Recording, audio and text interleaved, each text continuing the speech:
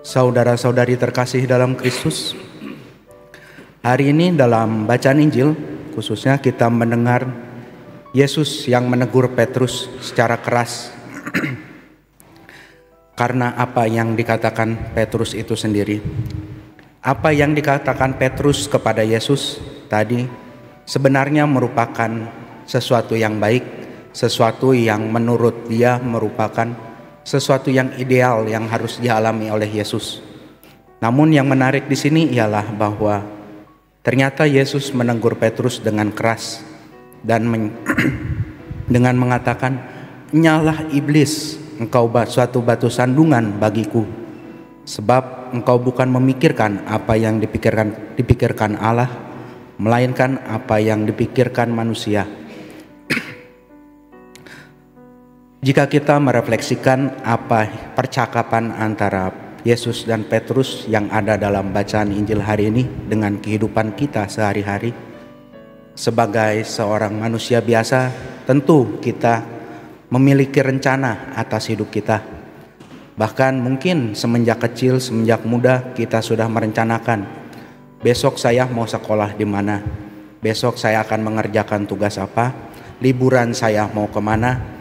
Dan ketika perguruan tinggi, saya ingin melanjutkan ke perguruan tinggi mana, saya ingin mengambil bidang yang saya sukai, yang saya minati, sehingga kelak saya bisa memperoleh pekerjaan yang saya impi-impikan.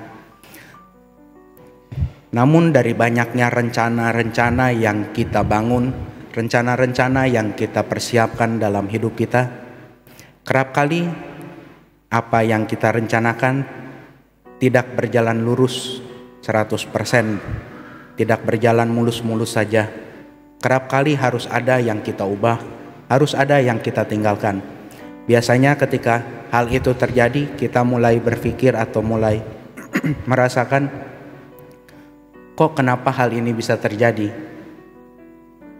Kok kenapa? Padahal rencana saya sudah matang, rencana saya sudah baik. Apa yang saya siapkan sudah baik adanya, apa yang saya lakukan sudah sempurna. Tapi kenapa ini tidak terjadi? Kenapa saya nggak bisa mencapai hal itu? Dan biasanya ketika kita mengkaitkannya dengan Tuhan, ketika hal itu terjadi, biasanya kita mulai berkata dalam hati kita, atau juga bahkan secara langsung, Tuhan itu nggak adil. Kok Tuhan gitu ya? Tuhan jahat. Kita mulai mencoba mempersalahkan apa yang kita alami itu kepada Tuhan. Seolah-olah Tuhan menjadi Allah yang begitu kejam, yang begitu jahat dan tidak memperhatikan kita umatnya. Namun jika kita mau untuk merefleksikan hal itu lebih jauh, apakah segala yang kita rencanakan itu yang tidak tercapai itu merupakan sesuatu yang benar-benar buruk, sesuatu yang benar-benar jelek yang kita alami, atau bahkan mungkin kita menyatakannya sebagai malapetaka yang menimpa hidup kita? Apakah Tuhan selama ini juga tidak pernah memberikan kasih-Nya kepada kita sepanjang hidup kita? Padahal dari sekian rencana yang kita miliki, paling 1-2 yang gagal, paling 1-2 juga yang seolah-olah itu tidak didengarkan Tuhan.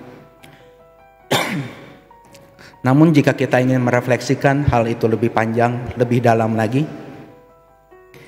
kita dapat menemukan bahwa seberapapun beratnya, seberapapun usaha kita untuk mengubah segala kejadian buruk atau segala yang tidak bisa kita capai, kerap kali itu tidak dapat kita ubah.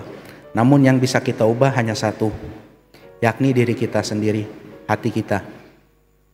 Ketika kita berusaha mengubah hati kita, ketika kita berusaha menerima apa yang telah terjadi, kita akan mulai merasakan atau mulai dapat mensyukuri bahwa ternyata Tuhan tidak pernah meninggalkan saya.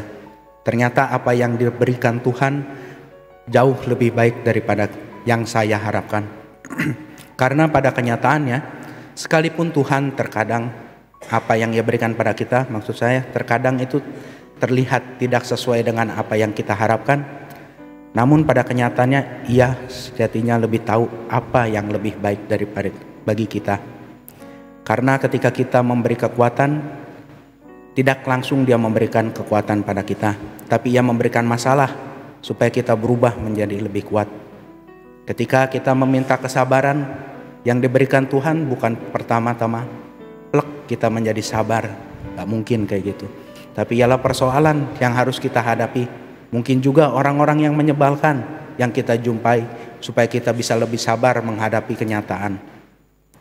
Oleh karenanya, daripada kita hidup dengan membawa beban, dengan membawa segala dendam kita, dengan membawa segala penyesalan kita, karena kita sendiri sejatinya, karena egoisme kita terhadap diri sendiri, lebih baik kita mulai mengubah hati kita, mengubah diri kita masing-masing. Karena selayaknya perahu layar, kita mungkin tidak dapat mengubah arah angin, tapi yang dapat kita ubah ialah arah layarnya, supaya kita dapat pergi ke tempat yang kita tuju dengan selamat. Tuhan memberkati.